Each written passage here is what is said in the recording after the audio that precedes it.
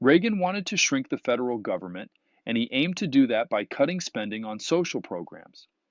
These cuts mostly affected programs that helped poor people, not so much those that helped the middle class. He also convinced Congress to lower taxes, which was called Reaganomics. Reaganomics was based on the idea of supply side economics.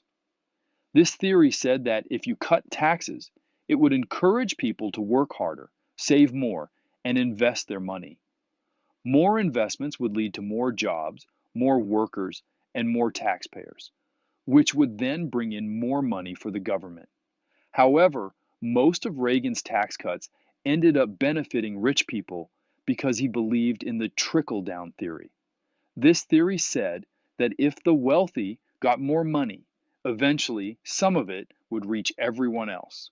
Reagan also spent a lot more on the military. From 1981 to 1984, the budget for the Defense Department nearly doubled. This was one reason why the country's debt got bigger. For a bit, the economy went through a rough patch and went into a recession. But things picked up again once interest rates and inflation rates went down. The savings and loan S&L industry took a big hit during this time too. More than 1,000 S&Ls went out of business, and taxpayers lost over $120 million. The government didn't end up making as much money as Reagan thought it would, so the federal government ended up with huge budget deficits.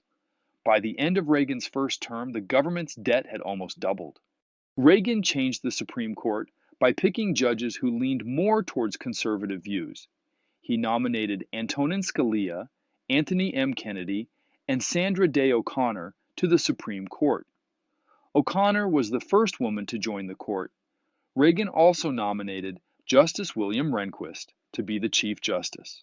Later, President George Bush made the court even more conservative by nominating David H. Souter and Clarence Thomas. The court started making decisions that were less liberal compared to the ones made in the past 40 years. They put limits on a woman's right to have an abortion, restricted civil rights laws, and it made it harder for arrested people to have rights. Reagan also wanted to shrink the government by cutting down on rules, which is called deregulation. He relaxed a lot of the government's rules on businesses and took away price controls on oil and gas. He also made it so the government didn't control the airline industry anymore and stopped regulating the savings and loan industry. This led to more competition and lower prices for consumers. Reagan also didn't focus much on protecting the environment. He cut the budget of the Environmental Protection Agency, EPA, and didn't listen to requests from Canada to help with acid rain.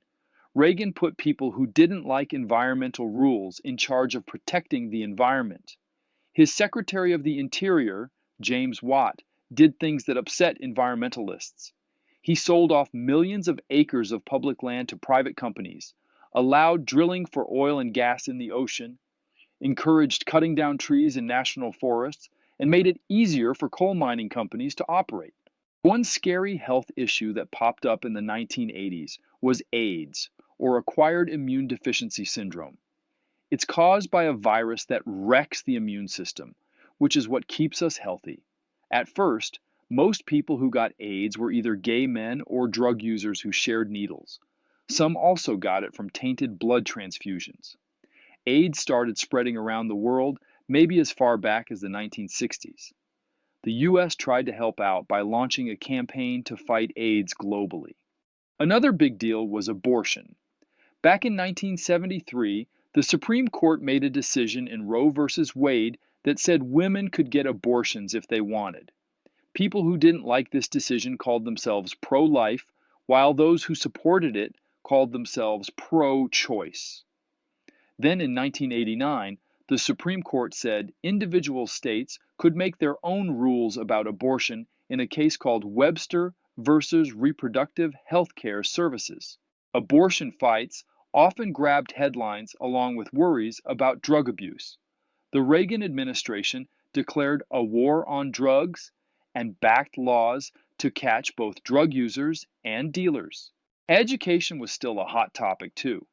In 1983, there was a report called A Nation at Risk that slammed American schools.